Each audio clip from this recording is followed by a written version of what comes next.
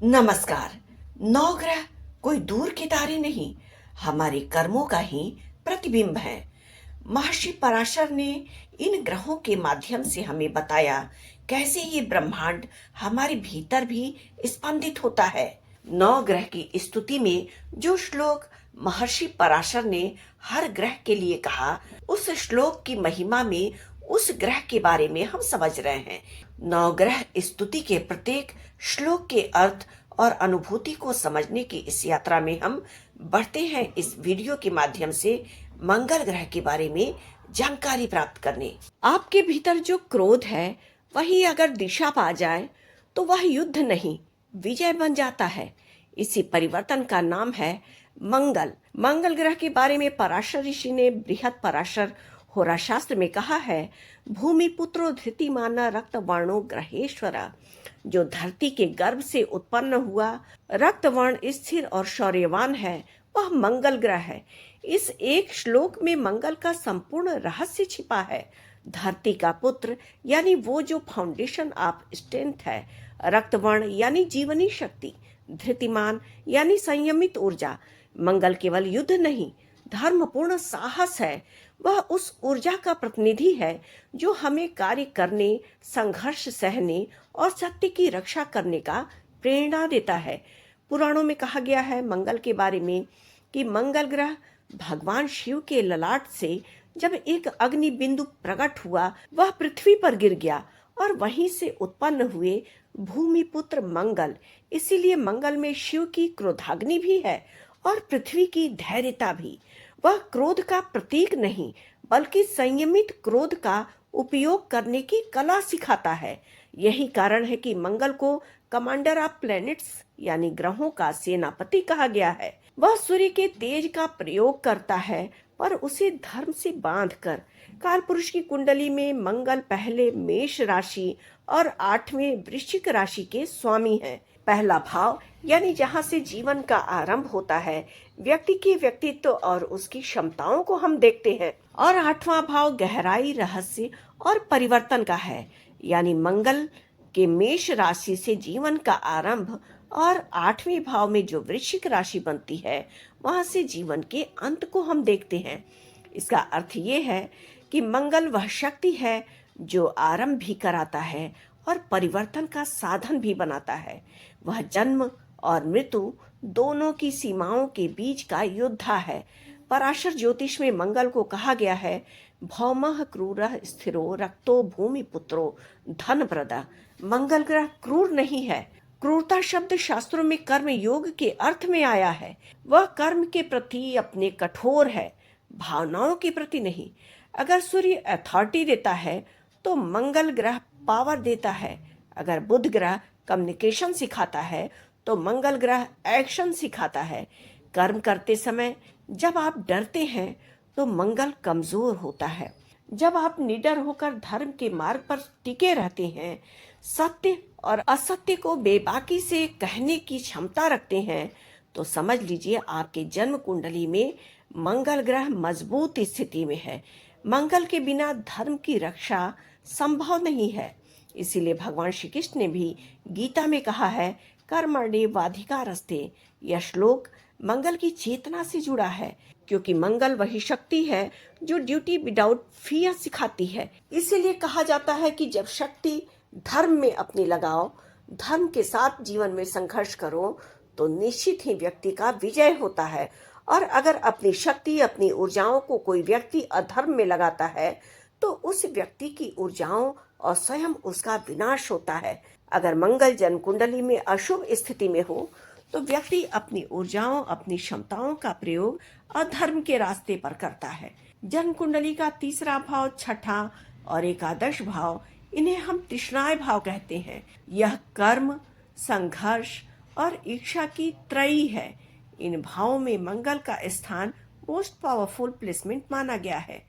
तीसरे भाव से हम साहस और कम्युनिकेशन को देखते हैं, तो मंगल ग्रह अगर तीसरे भाव में बैठ जाए तो व्यक्ति को साहसी बनाता है और गजब का कम्युनिकेशन स्किल देता है। छठे भाव में अगर मंगल ग्रह बैठ जाए तो छठे भाव से हम रोग, रिपु, ऋण को देखते हैं।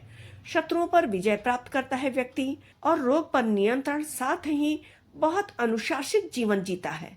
अगर जन्म कुंडली के एकादश भाव में मंगल ग्रह बैठ जाए तो ऐसा व्यक्ति अपने उद्देश्य को पाने की ताकत और कार्य सिद्धि में अपनी पूरी ऊर्जा और सामर्थ्य को झोंक देता है।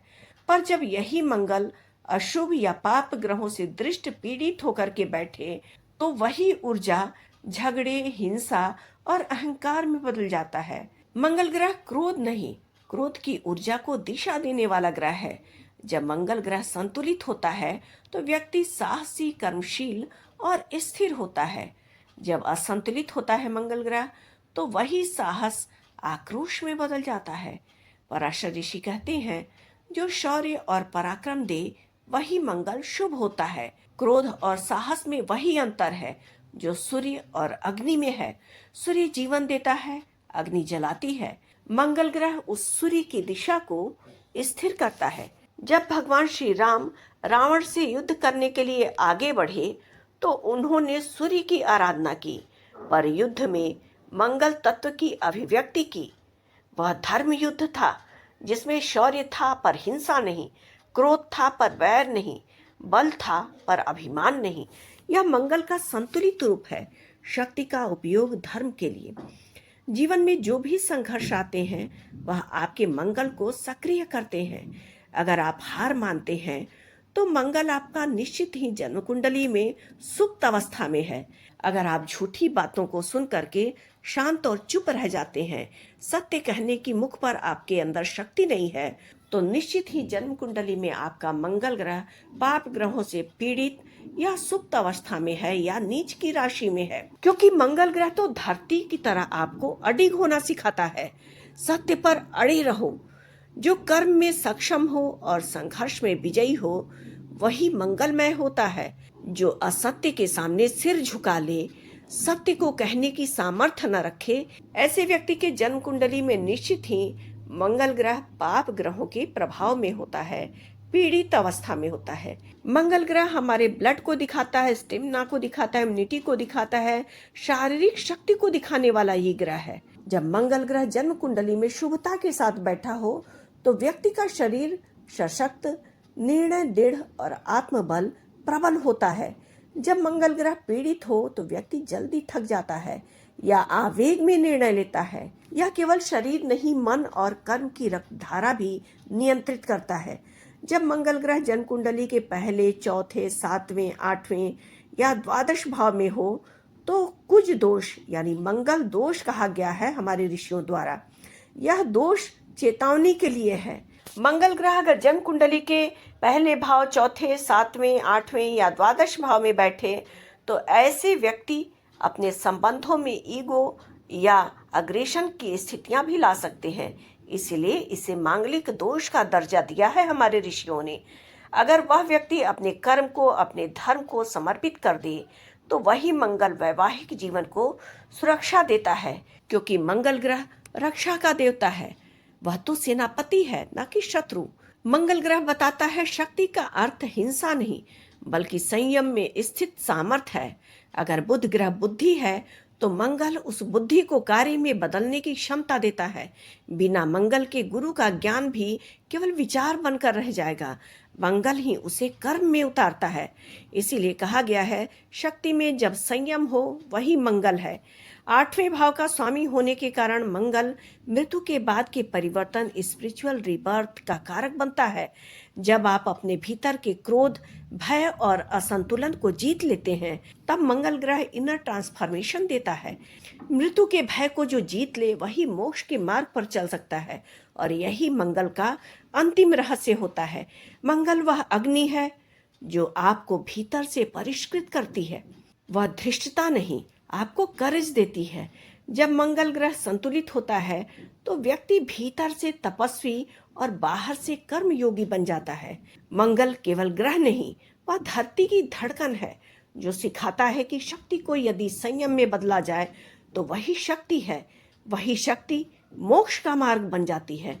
अगर आप निरंतर ईश्वर का ध्यान, तप, पूजा पाठ करते हैं और किसी पर आप अधर्म होते हुए या किसी के साथ अन्याय होते हुए देख करके चुप हैं, सत्य को जानने के बाद भी आप चुप हैं, तो निश्चित मानिए आपके जन्म कुंडली में मंगल ग्रह पीड़ित अवस्था में है।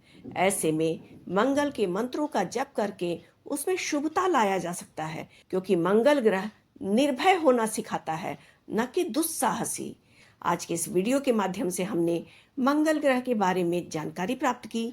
उम्मीद है आपको हमारी जानकारी पसंद आई होगी। हमारे वीडियो को लाइक करना ना भूलें और हमारे चैनल को सब्सक्राइब करना बिल्कुल भी ना भूलें। धन्यवाद।